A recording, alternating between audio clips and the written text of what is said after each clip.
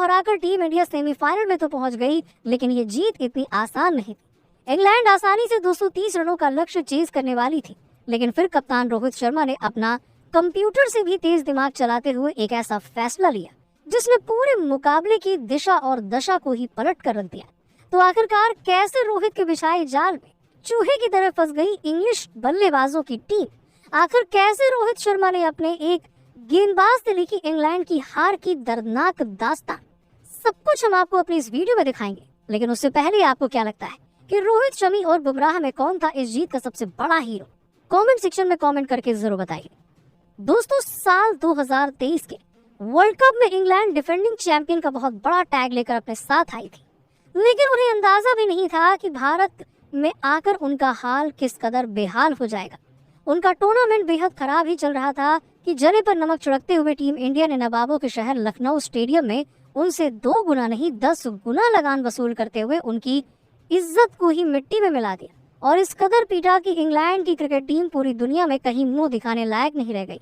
पहले रोहित और सूर्य ने उनकी जमकर धुनाई करी और इगाना के पिच पर 230 रनों का चुनौतीपूर्ण लक्ष्य अंग्रेजों के सामने खड़ा कर दिया।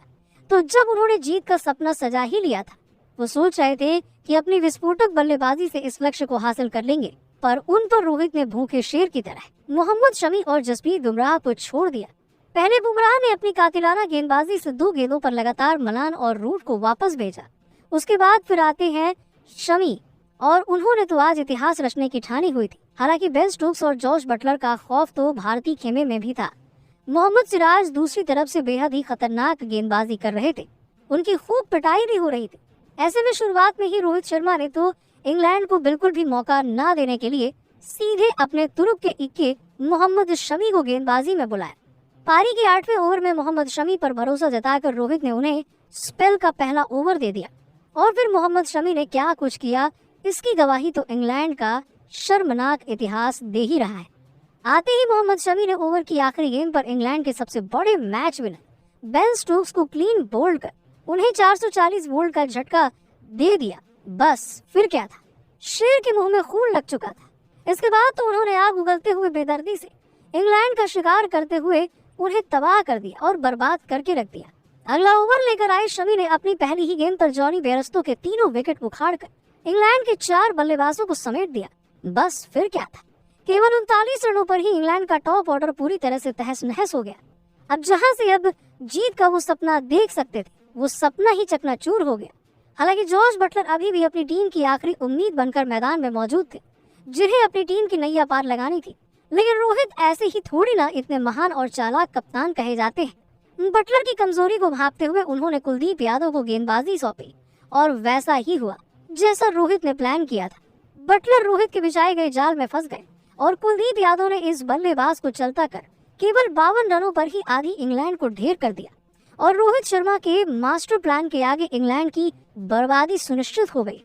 जैसे ही उन्होंने इंग्लैंड के टॉप ऑर्डर को ध्वस्त किया, अब तो बस उन्हें गेंदबाजी में बदलाव करना था। एक के बाद एक बुमराह, शमी, कुलदीप और जडेजा में बदलाव करते रहे और बारी बारी से इंग्लैंड के बल्लेबाज खुद उनकी कातिलाना गेंदबाजी के सामने नाक रगड़ते रहे और देखते ही देखते टीम इंडिया ने केवल 58 रनों पर ही उनके 8 बल्लेबाजों को समेट दिया।